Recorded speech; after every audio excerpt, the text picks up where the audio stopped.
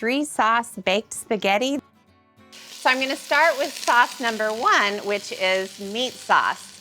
And I've got some olive oil in a very hot pan, and I just added onion, garlic, rosemary, green bell pepper, and finely diced jalapeno just to give it a little spice. I put in thin spaghetti, so it should be ready to go just about the time the sauces are ready.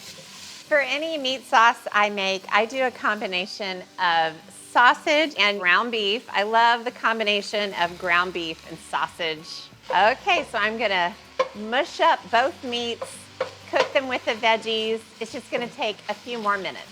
So I'm gonna make it saucy by adding some tomato paste, about 1/4 cup, and then a whole jar of good quality marinara sauce. Whip out your favorite meat sauce, whatever it is. You can totally use your own for this recipe. Alrighty, I'm gonna add a little salt and pepper to the meat sauce, give it one more stir, and then it just needs to simmer.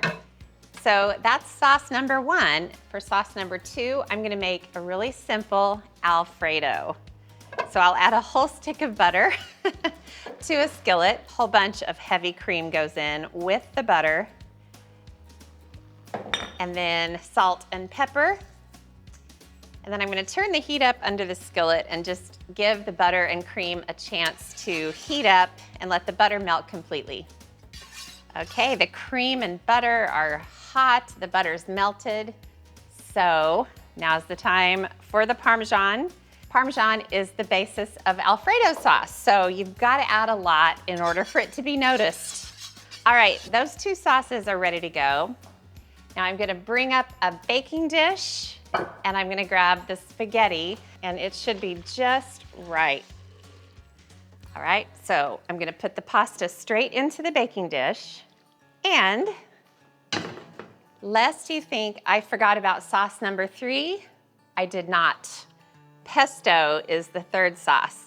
This isn't something that really exists in the viral baked spaghetti recipe, but pesto is absolutely my love language. I add it to everything, and I thought it would be great to toss the spaghetti in pesto before I add the other 2 sauces. I'm gonna grab this absolutely sinful Alfredo sauce, and it gets poured all over the pasta.